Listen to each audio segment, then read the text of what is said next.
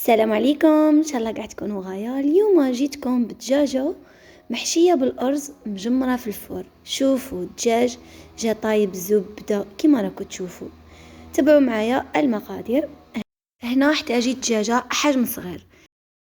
راني نحك فيها بالليم بعد ما غسلتها جيدا، وكنت شوطتها شويه باش هذاك الشعر اللي فيها يعني ينحرق، وراني نفوت عليها كيما راكم تشوفوا بالليم. نروحوا لي زيبيس وكل واحد حر في لي زيبيس اللي بغيهم. انا درت لي زارب دو بروفونس، درت فلفل احمر، فلفل اسود، كركم، سكنجبير، توابل الدجاج وشويه نتاع الكمون. غادي ندير له كميه من الزيت حوالي نصف فنجان، وراح نزيد له عصره نتاع ليمون، تقدروا تستبدلوها بمغرف كبيره نتاع الخل. نخلط مليح الخليط تاعي، نضيف له حوالي نصف فنجان من الماء باش هكا لي زيبيس تاعنا ما يتحرقوناش داخل لو فور. ايضا كميه من الملح. دونك هنا غادي نبدا ندخل هذيك التتبيله تاعي مليح مليح في الدجاجه، وما تنساوش تدخلوا من تحت هذيك الجلده باش الصدر تاعكم ما يجيكمش ناشف كي يطيب.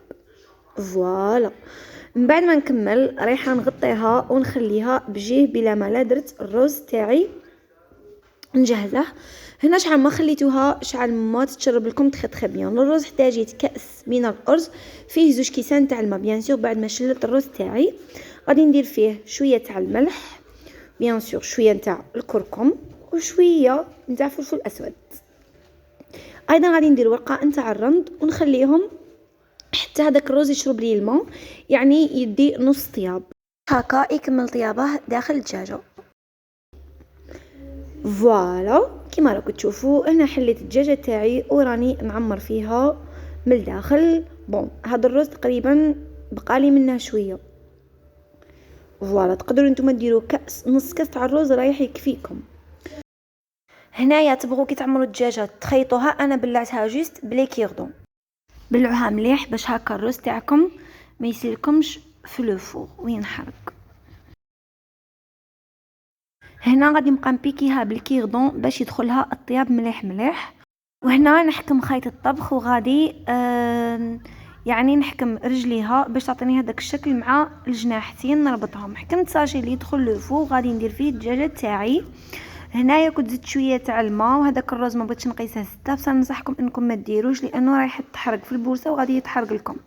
تبلعوا الساشي تاعكم بيان سور وتبيكيوها هي الاخرى باش ما تنفجر لكمش داخل لو فوق. هنا من الفوق درت عليها بابي الومنيوم، يعني ماشي ضروري ديروا بابي الومنيوم. بعد ما خليتها ساعه في الفرن طابت لي، كاين اللي تدي لكم ساعه ونص الا كانت كبيره. انا حكمت قطعه من الزبده وراني نفوتها هكذا فوقها باش نعاود نردها للفرن باش تتحمر لي غير من الفوق. فوالا كيما راكم تشوفوا هنا درت بالبانسو وراني نفوت الزبده. هذا هو الشكل النهائي. شوفوا الشكل ما جاتش شابه يعني في الشكل باسكو ما تحمرتليش بيان، ولكن اكدوا لي على المذاق وعلى الطراوه، جات بنينه بالبزاف. رافقتها بالفريت، وان شاء الله تجربوها وترجعوا لي بالخبر.